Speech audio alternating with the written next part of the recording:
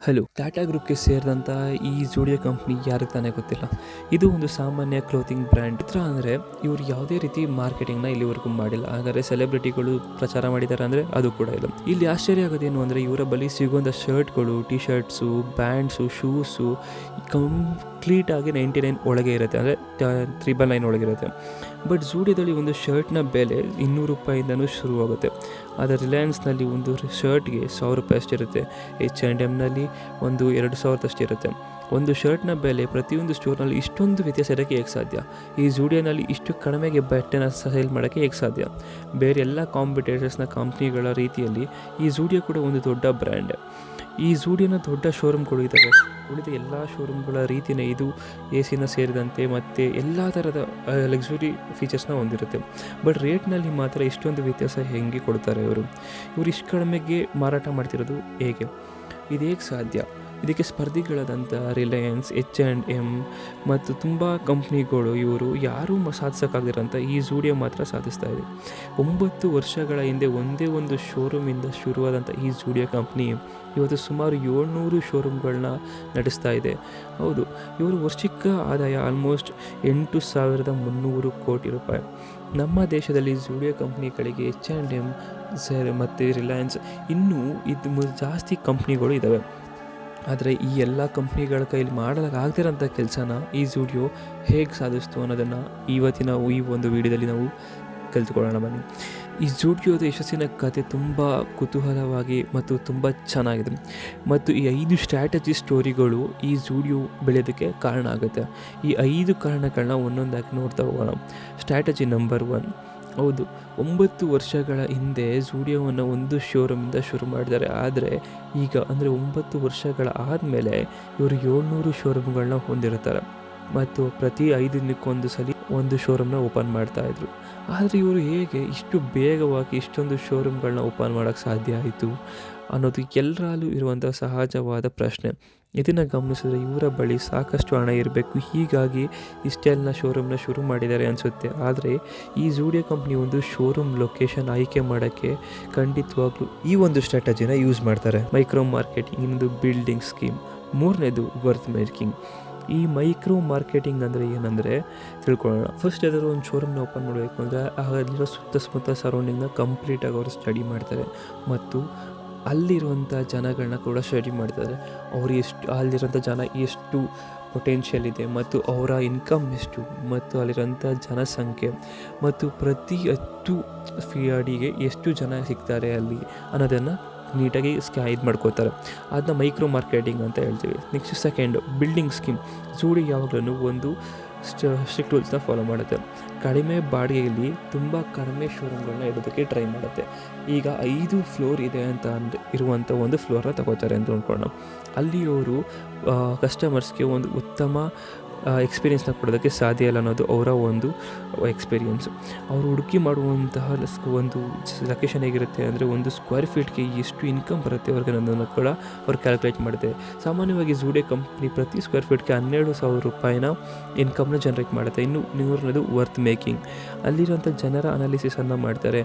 ಅಂದರೆ ಆ ಒಂದು ಪ್ರದೇಶದಲ್ಲಿ ಯಾವುದೇ ಕಾಂಪಿಟೇಟಿವ್ ಕಂಪ್ನಿಗಳಿದೆಯಾ ಅಥವಾ ಅವರು ವ್ಯವಹಾರಗಳನ್ನ ಶುರು ಮಾಡಿದ್ರೆ ಎಷ್ಟು ಬೇಗ ಅವರು ಆ ಒಂದು ಸ್ಕೋಪ್ನ ತೆಗಿಬೋದು ಅಂತ ಅದನ್ನ ಕಂಪ್ಲೀಟಾಗಿ ಒಂದು ಬ್ಲೂ ಪ್ರಿಂಟ್ ಮಾಡಿಕೊಂಡು ಅವ್ರ ಅಂಗಡಿನ ಸ್ಟಾರ್ಟ್ ಮಾಡ್ತಾರೆ. ಬಟ್ ಇವ್ರು ಟಾರ್ಗೆಟ್ ಮಾಡೋವಂಥ ಆಡಿಯನ್ಸ್ ಯಾರು ಗೊತ್ತಾ? ಇದನ್ನು ನೋಡಬೇಕನ್ನೋ ಸ್ಟ್ರಾಟಜಿ ನಂಬರ್ 2 ಹೋಗಬೇಕು. ಪ್ರತಿ ಉದ್ಯಮಿ ಕೂಡ ಯಾವುದೋ ಒಂದು ಐಡಿಯಾ ಜೊತೆಗೆ ಬರ್ತಾರೆ. ಅದೇ ರೀತಿ ಜೂಡಿಯೋ ಕಂಪ್ನಿ ಕೂಡ ಬಂತು. ಆದರೆ ಇವರ ಸ್ಟ್ರಾಟಜಿನೇ ತುಂಬ ಸಂಪೂರ್ಣವಾಗಿ ಡಿಫ್ರೆಂಟ್ ಆಗಿರುತ್ತೆ. ಇಲ್ಲಿ 2 ವರ್ಗದ ಜನರಿರ್ತಾರೆ. ಅಂದರೆ ರಿಚ್ ಕಿಡ್ಸ್, ಅಂದರೆ ದೊಡ್ಡ ದೊಡ್ಡ ನಗರಗಳಲ್ಲಿ ವಾಸ ಇರೋವಂಥವ್ರು, ಬೆಂಗಳೂರು, ಮುಂಬೈ, ದೆಹಲಿ ಈ ಥರ ದೊಡ್ಡ ದೊಡ್ಡ ಸಿಟಿಯಲ್ಲಿ ಇರೋವಂಥವ್ರು. ಇನ್ನು 2ನೇದು ಮಿಡಲ್ ಕ್ಲಾಸ್ ಮತ್ತು ಲೋವರ್ಲಿ ಮಿಡಲ್ ಕ್ಲಾಸ್, ಅಂದರೆ ಟೈರ್ 2, ಟೈರ್ 3, ಟೈರ್ 4 ಸಿಟಿಗಳಲ್ಲಿ ಇರುವಂಥ ಜನಗಳು.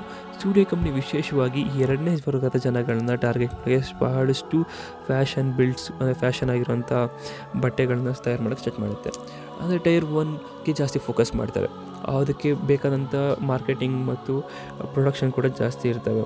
ಬಟ್ ಈ ಜೂಡಿಯೋ ಕಂಪ್ನಿ ಟೈರ್ 1 ನಗರಗಳ ಅಂದರೆ ಟೈರ್ 1ನಲ್ಲಿ ಬದುಕುವಂಥ ಮನುಷ್ಯನ ಜಾಸ್ತಿ ಟಾರ್ಗೆಟ್ ಮಾಡಲ್ಲ. ಇವರು ಜಾಸ್ತಿ ಮಿಡಲ್ ಕ್ಲಾಸ್ ಇರೋಂಥವ್ರನ್ನ ಜಾಸ್ತಿ ಟಾರ್ಗೆಟ್ ಮಾಡ್ತಾರೆ. ಟೈಪ್ 3, 4, 5 ನಗರಗಳಲ್ಲಿ ಇರ್ತಾರೆ. ಅಂಥವ್ರಿಗೆ ಮಾತ್ರ ಇವರು ವಿಶೇಷವಾಗಿ ಫೋಕಸ್ ಮಾಡ್ತಾರೆ. ಮತ್ತು ಟೈರ್ 1 ನಗರಗಳಲ್ಲಿರುವಂಥ ಈ ಫ್ಯಾಷನ್ ಪ್ರಾಡಕ್ಟ್ ನಗರಗಳಿರುವಂಥ 23% ಮಾರ್ಕೆಟಿಂಗ್ ಮಾತ್ರ ಇರುತ್ತೆ. ಉಳಿದಂತೆ 77% ಮಾರ್ಕೆಟಿಂಗ್ ಟೈರ್ 2, ಟೈರ್ 4% ಮಾರ್ಕೆಟಿಂಗಲ್ಲಿರುತ್ತೆ. ಶ್ರೀಮಂತರಿಗೆ ತುಂಬ ಜಾಸ್ತಿ ದುಡ್ಡಿರುವಂಥ ಬಟ್ಟೆಗಳನ್ನ ತಗೊಳ್ಳೋಕ್ಕೆ ಅವ್ರಿಗೆ ಕೇಪಬಿಲಿಟಿ ಇರುತ್ತೆ. ಆದರೆ ಮಧ್ಯಮ ವರ್ಗದ ಜನಗಳಿಗೂ ಕೂಡ ಫ್ಯಾಷನ್ ಬ್ರ್ಯಾಂಡ್ಗಳ ಬಟ್ಟೆಗಳನ್ನ ತಗೋಬೇಕು ಅನ್ನೋದು ಇರುತ್ತೆ. ಆದರೆ ಆ ಬೆಲೆಗಳನ್ನ ನೋಡಿದಾಗ ನಾವು ಹಿಂದೆ ಸರಿತೀವಿ. ಆದರೆ ಇಂಥ ಸಮಯದಲ್ಲೇ ಈ ಝೂಡಿಯೋ ಮಾರ್ಕೆಟಿಗೆ ಬರುತ್ತೆ. ಇವರು ಕಡಿಮೆ ಬೆಲೆಯಲ್ಲಿ ನಮಗೆ ಬಜೆಟ್ಗೆ ತಕ್ಕಂತೆ ಉತ್ತಮವಾದ ಎಕ್ಸ್ಪೀರಿಯೆನ್ಸ್ನ ಕೊಡ್ತಾರೆ ಮತ್ತು ಆ ಶೋರೂಮ್ನ ಕೊಡೋಕೆ ಸ್ಟಾರ್ಟ್ ಮಾಡ್ತಾರೆ. ಸೊ ಹಾಗಾಗಿ ಝೂಡಿಯೋ ಕಂಪ್ನಿ ಅದನ್ನ ಟಾರ್ಗೆಟ್ ಮಾಡಿಕೊಂಡು ಆಗಸ್ಟ್ 2016ರಲ್ಲಿ ಆ ಕಂಪ್ನಿನ ಫಸ್ಟ್ ಟೈಮ್ ಸ್ಟಾರ್ಟ್ ಮಾಡ್ತಾರೆ ಬೆಂಗಳೂರಲ್ಲಿ. ಮತ್ತು ಅವರು ಶೋರೂಮ್ನು ಕೂಡ ತುಂಬ ಸರಳವಾಗಿ ಸ್ಟಾರ್ಟ್ ಮಾಡ್ತಾರೆ. ಪ್ರಾಡಕ್ಟ್ಗಳ ವಿಷಯಕ್ಕೆ ಬಂದರೆ ತುಂಬ ಟ್ರೆಂಡಿಂಗ್ ಆಗಿರುವಂಥ ಬಟ್ಟೆಗಳನ್ನ ಝೂಡಿಯೋ ಟಾರ್ಗೆಟ್ ಮಾಡುತ್ತೆ.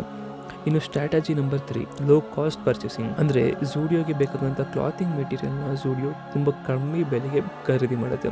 ಅದು ಕೂಡ ಪ್ರೈವೇಟ್ ಲೇಬಲಿಂಗ್ ಮಾಡ್ತಾರೆ. ಈ ಪ್ರೈವೇಟ್ ಲೇಬಲಿಂಗ್ ಅಂದರೆ ಕಂಪ್ನಿ ಲೇಬಲಿಂಗ್ನ ಬಟ್ಟೆಗಳ ಮೇಲೆ ಹಾಕೋದು.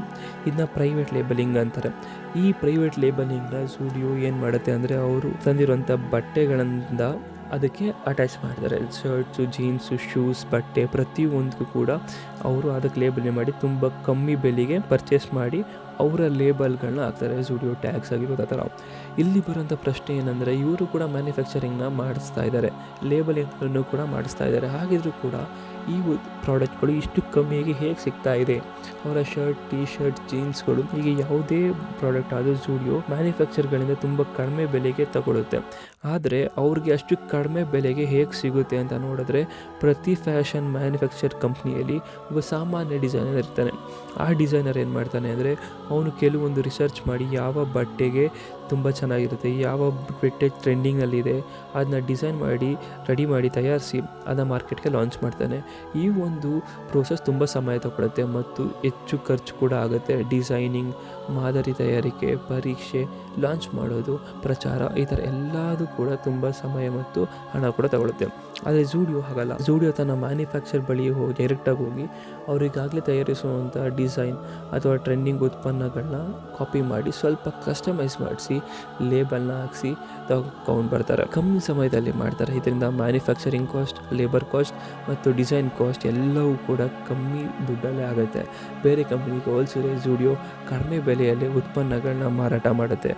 ಈ ರೀತಿ ಇತರ ಬ್ರ್ಯಾಂಡ್ಗಳನ್ನ ರೀತಿ ತುಂಬ ಕಮ್ಮಿಯಲ್ಲಿ ಝೂಡಿಯೋ ಪ್ರಾಡಕ್ಟ್ಗಳನ್ನ ರೆಡಿ ಮಾಡಿ ಮಾರಾಟ ಮಾಡುತ್ತೆ, ಮಾರ್ಕೆಟಿಂಗ್ ಮಾಡುತ್ತೆ. ಇನ್ನು ಝೂಡಿಯೋ ಏನು ಮಾಡುತ್ತೆ ಅಂದರೆ ಪ್ರತಿಯೊಂದು ಪ್ರಾಡಕ್ಟ್ಗಾಗಿ ಬೇರೆ ಬೇರೆ ಮ್ಯಾನುಫ್ಯಾಕ್ಚರಿಂಗ್ಗಳನ್ನ ಯೂಸ್ ಮಾಡ್ಕೋತಾರೆ. For example T shirt, jeans, short, shoe ಈ ಥರ ಪ್ರತಿಯೊಂದು ಕ್ಯಾಟಗರಿಗೂ ಸ್ಪೆಷಲಿಸ್ಟ್ ಮ್ಯಾನುಫ್ಯಾಕ್ಚರ್ಗಳನ್ನ ಯೂಸ್ ಮಾಡಿಕೊಂಡು ಹೆಚ್ಚು ಕ್ವಾಲಿಟಿ, ಕಡಿಮೆ ದುಡ್ಡಲ್ಲಿ ಲೇಬರ್ನ ಇಟ್ಕೊಂಡು ಮಾಡಿಸ್ತಾರೆ. ಪ್ರತಿ ಪ್ರಾಡಕ್ಟ್ಗೂ ಈ ಝೂಡಿಯೋಗೆ ಪ್ರತಿಯೊಂದು ಸಪ್ರೇಟ್ ಮ್ಯಾನುಫ್ಯಾಕ್ಚರ್ ಇರ್ತಾರೆ. ಇದರಿಂದ ಯಾವುದೇ ಪ್ರಾಡಕ್ಟ್ ಬೇಕಂದರೂ ಅತಿ ಕಮ್ಮಿ ಟೈಮಲ್ಲಿ ತಯಾರು ಮಾಡಿ ಅವರು ಮಾರಾಟ ಮಾಡ್ಬೋದು. ಮತ್ತೊಂದು ಇಂಟ್ರೆಸ್ಟಿಂಗ್ ವಿಚಾರ ಏನಂದರೆ ಈ ಝೂಡಿಯೋ ಅವ್ರ ಸ್ಟೋರೂಮಲ್ಲಿ ಗ್ರಾಹಕರು ಯಾವ ಥರ ಓಡಾಡ್ತಾರೆ, ಯಾವ ಥರ ಪರ್ಚೇಸ್ ಮಾಡ್ತಾರೆ ಅನ್ನೋದನ್ನು ನೀಟಾಗಿ ಸ್ಟಡಿ ಮಾಡ್ತಾರೆ. ಅವರು ಪ್ರತಿ ತಿಂಗಳು ಕೂಡ ಸ್ಟಾಕನ್ನು ರೀಪ್ಲೇಸ್ ಮಾಡ್ತಾರೆ. ಇದನ್ನು ಕೇಳಿದ ತಕ್ಷಣ ನಮ್ಮೆಲ್ಲರಿಗೂ ಒಂದು ಕ್ವಶನ್ ಬರ್ಬೋದು, ಆ ಪ್ರಾಡಕ್ಟ್ಗಳು ಅಲ್ಲೇ ಇದ್ದರೂ ಕೂಡ ಕಸ್ಟಮರ್ಸ್ ಬಂದು ಮತ್ತೆ ತಗೋತಾರೆ ಅಂತ. ಆದರೆ ಇಲ್ಲಿ ಝೂಡಿಯೋ ಅದನ್ನು ಎಲಿಮಿನೇಟ್ ಮಾಡುತ್ತೆ. ಇದಕ್ಕೆ ನಮಗೆ ಒಂದು ಉದಾಹರಣೆ ಕೊಡ್ತೀವಿ. ಒಬ್ಬ ವ್ಯಕ್ತಿ ಝೂಡಿಯೋ ಸ್ಟೋರ್ಗೆ ಹೋಗ್ತಾರೆ. ಅವ್ರಿಗೆ 2 ಶರ್ಟ್ಗಳು ಇಷ್ಟ ಆಗ್ತವೆ, ಆದರೆ ಅವನು ಒಂದೇ ಒಂದು ಶರ್ಟ್ನ ತಗೊಂಡು ಹೋಗ್ತಾನೆ. ಯಾಕೆಂದರೆ ಅಂತಂದರೆ ಫೈನಾನ್ಷಿಯಲ್ ಕಂಡೀಷನ್ ಸಮಥಿಂಗ್ ಏನೋ ಒಂದಿರ್ಬೋದು. ನೆಕ್ಸ್ಟ್ ಟೈಮ್ ಬಂದು ತಗೊಳ್ಳೋಣ ಅಂತ. ಹೇಗಿದ್ದರೂ ಅವ್ನು ಇಲ್ಲಿ ಅಲ್ಲೇ ಇರುತ್ತಲ್ಲ, ನೆಕ್ಸ್ಟ್ ಟೈಮ್ ಬಂದು ತಗೊಳ್ಬೋದು ಅಂತ ಅವನು ಯೋಚನೆ ಮಾಡ್ತಾನೆ. ಆದರೆ ಪ್ರತಿಯೊಂದು 1 ತಿಂಗಳು ಮತ್ತು 2 ತಿಂಗಳು ರೀಪ್ಲೇಸ್ ಮಾಡ್ತಾರೆ ಸ್ಟಾಕ್ನ. ಸೊ ಆಗ ಆ ವ್ಯಕ್ತಿ ಏನು ಮಾಡ್ತಾನೆ, ನಾನು ಮುಂದಿನ ಬಾರಿ ಬಂದಾಗ ಆ ಶರ್ಟ್ ಅಲ್ಲಿ ಇರಲ್ಲ, ಆಗಲೇ ನಾನು ಖರೀದಿ ಮಾಡಬೇಕು ಅಂತ ನಿರ್ಧರಿಸಿ ಒಂದು ಬಟ್ಟೆ ತಗೊಳ್ಳುವಂಥ ಜಾಗದಲ್ಲಿ ಅವನು 2 ಬಟ್ಟೆ ಅಥವಾ 4 ಬಟ್ಟೆಗಳನ್ನ ತಗೊಳ್ಳೋಕೆ ಸ್ಟಾರ್ಟ್ ಮಾಡಿದ್ದಾನೆ. ಈ ಥರ ಅವರು ಕಸ್ಟಮರ್ ಬಿಹೇವಿಯರ್ನ ಅರ್ಥ ಮಾಡ್ಕೊಂಡು ಅವರು ಸ್ಟ್ರಾಟಜಿ ಮತ್ತು ಬಿಸ್ನೆಸ್ನ ನಡೆಸ್ತಾರೆ. ಇನ್ನು ಅವರು 4ನೇ ಸ್ಟ್ರಾಟಜಿ ಒಂದು ಸಖತ್ತಾಗಿದೆ, ಅದು ಮಾರ್ಜಿನ್. ಪ್ರತಿ ಕಂಪ್ನಿಲಿ 3 ಟೈಪ್ಸ್ ಮಾರ್ಕೆಟಿಂಗ್ ಸ್ಟ್ರಾಟಜಿ ಇರುತ್ತೆ. ಅದರಲ್ಲಿ ಒಂದು ದಿ ಕೋಕೋ ಅಂದರೆ company owned and company operated. ಇನ್ನು 2ನೇದು ದಿ ಫೋಫೋ ಅಂದರೆ franchisee owned and franchisee operated. 3ನೇದಕ್ಕೆ ಬಂದರೆ FOFO franchisee owned company operated. ಇದನ್ನೇ ಈ ಝೂಡಿಯೋ ಫಾಲೋ ಮಾಡುತ್ತೆ. ಒಂದು ಫ್ರ್ಯಾಂಚೈಸಿ ಅಂದರೆ ಪ್ರತಿ ವ್ಯಕ್ತಿಯೊಬ್ಬ ಅಂದರೆ ಥರ್ಡ್ ಪಾರ್ಟಿ ಪರ್ಸನ್ ಯಾರು ಇರ್ತಾರೆ ಅವರು ಆ ಝೂಡಿಯೋ ಸ್ಟೋರ್ನ ಓನ್ ಮಾಡ್ತಾರೆ. ಆದರೆ ಅದನ್ನ ಆಪರೇಟ್ ಮಾಡೋದು ಮಾತ್ರ ಝೂಡಿಯೋ ಕಂಪ್ನಿ. ಸಿಂಪಲಾಗಿ ಹೇಳ್ಬೇಕಂದ್ರೆ ಈ ಝೂಡಿಯೋ ಸ್ಟೋರ್ನ ತೆಗಿಯೋಕ್ಕೂ ಮೊದಲು ಈ ಝೂಡಿಯೋ ಕಂಪ್ನಿ ಒಂದು ಫ್ರಾಂಚೈಸ್ ಪಾರ್ಟ್ನ ಹುಡುಕುತ್ತೆ. ಆ ಪಾರ್ಟ್ನ ಸಿಕ್ಕಿದಾಗ ಅವ್ರು ಏನು ಹೇಳ್ತಾರೆ ಅಂದರೆ, ಮೊದಲು ನೀವೇ ಈ ಸ್ಟೋರ್ಗಾಗಿ ಹುಡುಕಬೇಕಾಗತ್ತೆ. ಆ ಸ್ಟೋರ್ 6,000 ಸ್ಕ್ವೇರ್ ಫೀಟ್ ಇದೆ ಅಂತ ಅಂದ್ಕೊಳ್ಳೋಣ. ಅದಕ್ಕೆ ಸುಮಾರಾಗಿ 1.5 ಕೋಟಿಯಿಂದ 2 ಕೋಟಿವರೆಗೂ ಖರ್ಚಾಗ್ಬೋದು. ಆ ಫ್ರಾಂಚೈಸಿ ಪಾರ್ಟ್ನರ್ ಎಷ್ಟು ಹಣವನ್ನು ಅದಕ್ಕೆ ತಂದು ಕೊಡಿಸ್ತಾನೆ, ಅದನ್ನ ಝೂಡಿಯೋ ಕಂಪ್ನಿ ಅವ್ರಿಗೆ ಏನಪ್ಪ ಹೇಳುತ್ತೆ ಅಂದರೆ, ನಿನ್ನ ಕೆಲಸ ಇಲ್ಲಿಗೆ ಮುಗಿಯುತ್ತೆ, ನೀನು ಪಕ್ಕಕ್ಕೆ ಹೋಗು ಅಂತ ಹೇಳುತ್ತೆ.